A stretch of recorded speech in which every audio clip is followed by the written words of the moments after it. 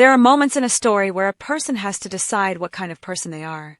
Not who they want to be. Most people have a reasonable answer to that question, but who they actually are when the moment costs something.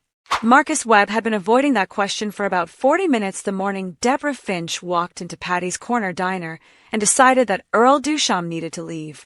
Quick note before we begin. This is a fictional, dramatized story for education and entertainment. Any resemblance to real people is coincidental. This story is inspired by common situations people discuss online. All names and details here are fictional. Patty's Corner Diner occupied the ground floor commercial unit of the Riverside Commons mixed-use building, a mid-rise in a neighborhood that had spent the last decade being described in real estate listings as up-and-coming, which meant that people like Debra Finch had recently moved in above people like Patty Guzman, and both of them were still figuring out what that meant. The diner was open to the public. It was not an HOA amenity. It paid rent to the building's commercial management, and Patty had run it for 19 years with a philosophy that could be summarized as, if you are not causing trouble, you are welcome here, and a cup of coffee is $3. Earl Duchamp had been a regular for 11 of those 19 years. He ordered the same thing every time, black coffee, 1 refill, and whatever the day-old pastry was. He paid for it. He sat in the back corner booth by the window.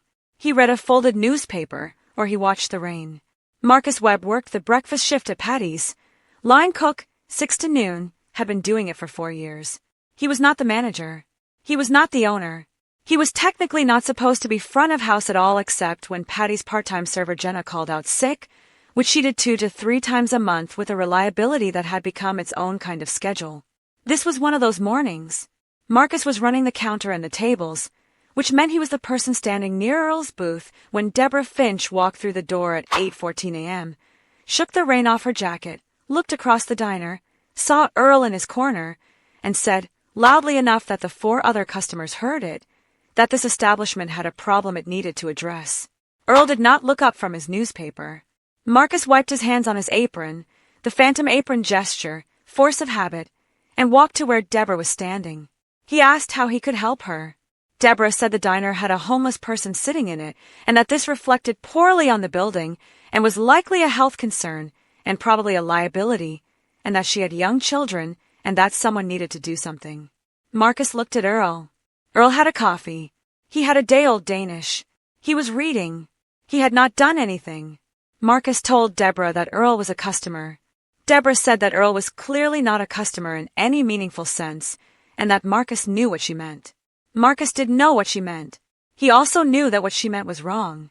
He told her again that Earl was a regular customer and asked if she would like to be seated. Debra said she wanted to speak to whoever was in charge. Patty came out of the kitchen. This is important because it is the moment the story could have ended cleanly, and it did not because of what Marcus did next, or more accurately, what he did not do. Patty looked at the situation.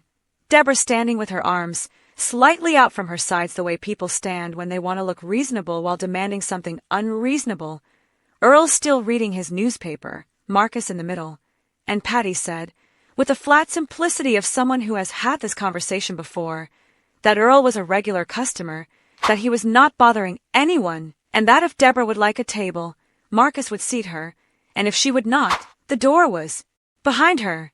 Debra's face did a complicated thing. She said she was a resident of this building. She said she would be contacting the HOA.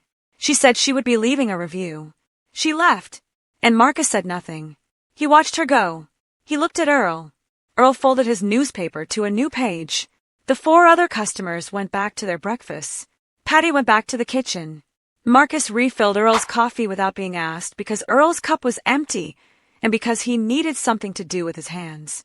What Marcus did not do, and he thought about this for the rest of his shift, turning it over with the specific self-interrogation of someone who knows they stopped short of something, was say the thing he should have said when Debra was still in the room. He had not said, "This man has been coming here longer than you have lived in this building." He had not said, "His right to be in this public business establishment is identical to yours." He had not said anything that cost him anything, and the gap where those words should have been sat in him like a stone. What's striking about moments like this one is how often the real confrontation isn't between the protagonist and the antagonist, it's between the protagonist and their own willingness to act. The Karen in this story was never the hardest problem Marcus had to solve. Debra did contact the HOA. She submitted a written complaint through the Riverside Commons Homeowners Association portal the same afternoon, describing the diner as a safety and sanitation concern and citing, specifically, the presence of what she called transient individuals in the building's commercial common area. She requested that the HOA investigate whether the diner's lease permitted this use and whether action could be taken. The HOA board, 3 residents, one of whom was a retired paralegal named Constance who had seen most things, forwarded the complaint to the building's commercial management office. The commercial management office sent a form response, noting that the ground floor diner was a public access commercial tenant and that HOA jurisdiction did not extend to the operations of independent commercial businesses. Constance added a handwritten note at the bottom of the forwarded response to Debra that said, "The Fair Housing Act prohibits discrimination in access to commercial establishments based on protected characteristics. Homelessness is not a protected class, but decisions made on the basis of race, perceived disability, or other protected status are. You may wish to review this before proceeding further." Debra read this and posted about it on the building's resident message board. Let us know in the comments which city you're watching from. If you're finding value in this video, please like, share, and subscribe. And if you've ever experienced a similar situation, feel free to share your story in the comments. This was the mistake that turned a private complaint into a public event. She posted the original complaint, the management office's response, and Constance's note, apparently unaware that Constance's note, once posted publicly, would be read by 37 building residents who had various relationships with Patty's diner and with Earl. 4 of them knew Earl by name. 2 of them had been eating at Patty's the morning of the incident. One of them, a 34-year-old graphic designer named Tobias, who lived on the 6th floor, had been sitting 2 tables away and had recorded 40 seconds of the exchange on his phone. Not for any particular purpose, just the reflex of someone who had his phone out and still had the video. Tobias posted the video in response to Debra's message board post. In the video, which was 40 seconds long and filmed at a slight angle from table 4, you could see Marcus, you could see Earl not looking up, and you could hear Debra's voice clearly saying that Earl was not a customer in any meaningful sense. You could also see, in the background, Patty's handwritten chalkboard menu, which showed Earl's exact order, black coffee day-old pastry, with pricing.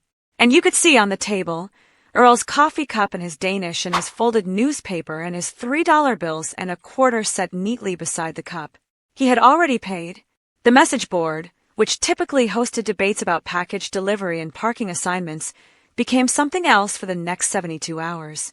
31 residents posted in the thread. 26 of them were not on Debra's side. 3 of them mentioned Earl by name and noted he had been a fixture of the diner since before the building's residential units were sold. Constance posted again, this time publicly, clarifying the legal framework she had referenced in her note. Under the Civil Rights Act of 1964 and various state public accommodations laws, businesses open to the public cannot remove or refuse service to individuals based on protected characteristics, and attempts to pressure a business to do so, including through HOA channels, could expose the complainant to legal liability. She linked to 2 state-level statutes and the relevant federal section.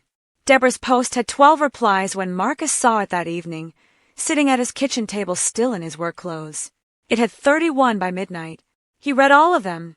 He read Earl's name written by people who knew him. He read Tobias's description of the video before he watched the video. And watching the video, watching himself standing there, adequate and insufficient, was the moment Marcus understood what he had been avoiding. He did not go back to the message board that night. He went to Patty's early the next morning, before his shift, and he told Patty what he had not said. He said it plainly. He should have said more when Debra was standing there. He should have said it in front of the other customers. He should have named what was happening. Patty listened to this with the expression of someone who had been waiting for it. She told him she knew. She told him it was not too late. Then she told him Earl would be in at 8 and handed Marcus the coffee pot. When Earl came in at 8:02 a.m., Marcus was already at the counter. He poured the coffee without being asked. He sat the day-old croissant, they were out of Danish, on a small plate and put it on the table himself instead of leaving it at the counter. Earl looked at him. Marcus said, "I should have said more the other morning." Earl said, "I know." I heard you say what you said. That was enough. Marcus said it wasn't. Earl looked at him for a moment with those still, sharp light brown eyes, and then he unfolded his newspaper. He said, it was enough for that morning. Do better next time. Debra Finch did not post on the message board again. She left a 1-star review of Patty's Corner Diner that described the atmosphere as unwelcoming to new residents, which generated 11 responses from other reviewers, 9 of which specifically mentioned Earl, the video, and the $3.25 on the table. The review currently sits at the bottom of the page beneath 4.5 stars and 212 other reviews, most of which mention the coffee. There is a version of this story where Marcus says the right thing immediately, and that's the whole episode. But what makes it worth telling is that he didn't, and then he went back. The community's response, the message board, the video, the 31 residents who showed up in that thread, none of that would have happened if Debra had been quieter about being wrong. She escalated. The community answered. And Marcus, who had stayed silent when it cost something, found a way to say the thing that mattered to the one person who needed to hear it. That is not a clean victory. It is something more honest than that. Real talk. Stories like Marcus's only spread when people share them. If someone you know is dealing with a situation where a neighbor or building resident is trying to use community channels to push someone out who has every right to be there, send them this video. It might be the most useful thing in their inbox this week. Like, subscribe, and we'll keep finding the stories that actually matter. Thank you, genuinely.